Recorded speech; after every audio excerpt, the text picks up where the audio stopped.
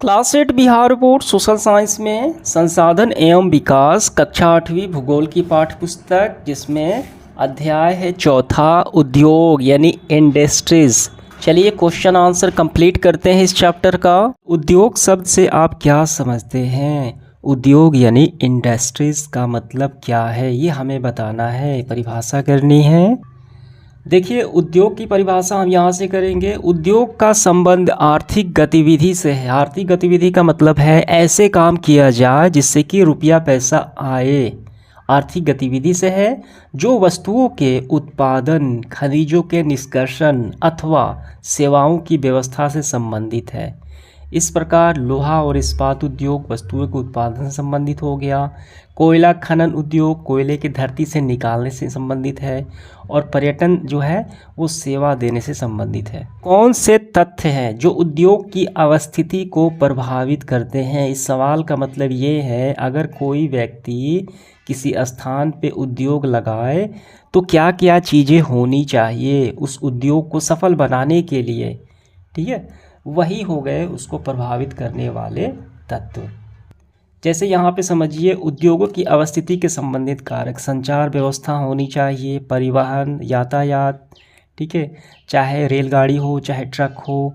भूमि उपलब्ध होनी चाहिए, बिना भूमि को उद्योग कैसे लगाएंगे।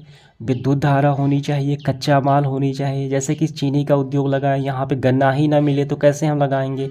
मजदूर भी होनी चाहिए, पूंजी भी होनी चाहिए, ठीक है, रुपया पैसा पूंजी, उसको उद्योग बन जाए, बाज़ार सेल करने के लिए होनी चाहिए, और जल तो होना ही चाहिए, तभी तो उद्योग को हम लगा पाएंगे। ये सारी ज़रूरतें हो गई, यानी इसको हम बोलेंगे कारक। ठीक है, तो आंसर हम यहाँ से करेंगे वे कारक जो उद्योग की अवस्थिति को प्रभावित करते हैं: कच्चे माल की उपलब्धता, भूमि, जल, श्रम शक्ति, पूंजी, परिवहन और बाजार। उद्योग उन्हीं स्थानों पर केंद्रित होता है जहाँ इनमें से कुछ या ये सभी कारक आसानी से उपलब्ध होते हैं। बात समझ में आ गई? तो ये पूरा आपका आंसर हो गया। अगला सवाल तीसरा है, कौन सा उद्योग जो है प्रायः आधुनिक उद्योग का मेरुदंड कहा जाता है? आज के जो आधुनिक उद्योग हैं, कौन सा उद्योग उसको मेरुदंड बोलते हैं? ठीक है, यानी मुख्य उद्योग उसको बोलते हैं। और क्यों बोलते हैं? आंसर हम लगाएंगे यहाँ से। देखिए, इस्पात प्रायः आधुनिक उद्योग का मेरुदंड कहा जाता है। ठीक, इस्पात यानी लोहा। इस्पात से देखिए, हम जितने भी आसपास वस्तु से घिरे हुए हैं उसका हम उपयोग करते हैं दिन प्रतिदिन, तो वो सभी लोहे से ही तो बनती है, चाहे रेलगाड़ी, ट्रक, ऑटो। ठीक है, तो सबसे ज़्यादा लोहे का प्रयोग होता है, जिसको मेरुदंड इसको बोलते हैं। ठीक है, ये पूरा आपको लिख लेना है यहाँ तक। जैसे सेफ्टी पिन हो गया, सुई हो गया, ठीक, वो सारे लोहे का प्रयोग होता है, इस्पात का प्रयोग होता है। समझ में आ गया? ठीक है, यानी इसकी उपयोगिता इतनी ज़्यादा है कि इसको मेरुदंड बोलते हैं। दूसरा है, अंतर स्पष्ट हमें करना है, कृषि आधारित उद्योग। ऐसे उद्योग जो कृषि पे डिपेंड हो, जैसे कि गन्ना से, जैसे चीनी उद्योग हो गया, कपड़ा उद्योग, चीनी उद्योग गन्ना पे डिपेंड है, कपड़ा उद्योग कपास पे डिपेंड है। खनिज आधारित उद्योग, तो दोनों में क्या अंतर है? देखिए, अंतर ऐसे स्पष्ट करेंगे, कृषि आधारित उद्योग, खनिज आधारित उद्योग। कृषि आधारित में कच्चा माल वनस्पति और जीव जंतु अर्थात कृषि उत्पादों से प्राप्त करते हैं कृषि आधारित में। वही खनिज आधारित उद्योग में जो कच्चा माल है खनिज अयस्क से प्राप्त करते हैं। ठीक है, जैसे लोह अयस्क हो गया, अगर हमें वाहन बनाना है तो लोह अयस्क होना चाहिए, तभी तो लोहा प्राप्त होगा। दूसरा है बी में, सूती वस्त्र, चीनी उद्योग, चर्म उद्योग, डेयरी उद्योग, ये सारे कृषि आधारित हैं। लौह इस्पात उद्योग एक एग्जाम्पल है खनिज आधारित उद्योग का। ये पूरा कॉन्सेप्ट समझ में आ गया। अगला सवाल है, सार्वजनिक क्षेत्र और संयुक्त क्षेत्र के उद्योग। सार्वजनिक का मतलब होता है सरकारी, गवर्नमेंट का, और संयुक्त का मतलब होता है अर्ध सरकारी भी बोल सकते हैं, आधा सरकारी होता है और आधा निजी व्यक्ति के, यानी संयुक्त रूप से वो कार्य करते हैं। कैसे करेंगे? देखिए, इसका आंसर ऐसे लिखेंगे, जिन उद्योगों का स्वामित्व यानी मालिकाना हक और संचालन सरकार द्वारा किया जाता है। और बी में, जिन वस्तुओं का स्वामित्व संचालन राज्यों और व्यक्तियों अथवा व्यक्तियों के समूहों द्वारा किया जाता है, वो हो गया संयुक्त क्षेत्र।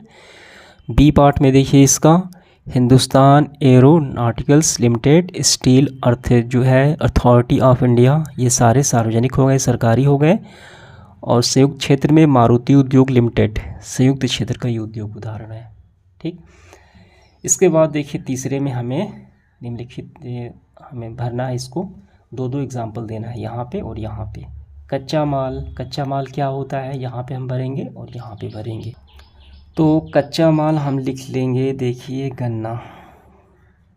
ठीक है, अगर कृषि आधारित उद्योग की बात की जाए तो गन्ना हो गया, कपास भी लिख सकते हैं, कच्चा माल हो गया।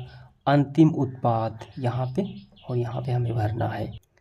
देखिए अंतिम उत्पाद का मतलब, जैसे कि कृषि आधारित उद्योग को ले लीजिए, कृषि आधारित में गन्ना चाहिए चीनी बनाने के लिए, तो चीनी बनके जो तैयार हो गया, वो प्रोडक्ट तैयार हो गया, ठीक है, उपभोक्ता के घरों में जाने के लिए, तो उसको बोलते हैं अंतिम उत्पाद। तो हम यहाँ पे चीनी लिख सकते हैं। ठीक है, यहाँ पे क्या लिख दें हम अंतिम उत्पाद में, आप कुछ भी लिख सकते हैं। यहाँ पे इस्पात भी आप लिख सकते हैं, इस्पात। ठीक है, लोहे के निष्कर्षण से प्राप्त हुआ इस्पात। अब इस इस्पात को आप कहीं भी प्रयोग कर सकते हैं, चाहे कुछ भी बनाइए। ठीक, इसके बाद है द्वितीय क्रियाकलाप, यहाँ पे हमें भरना है पहले और दूसरे में।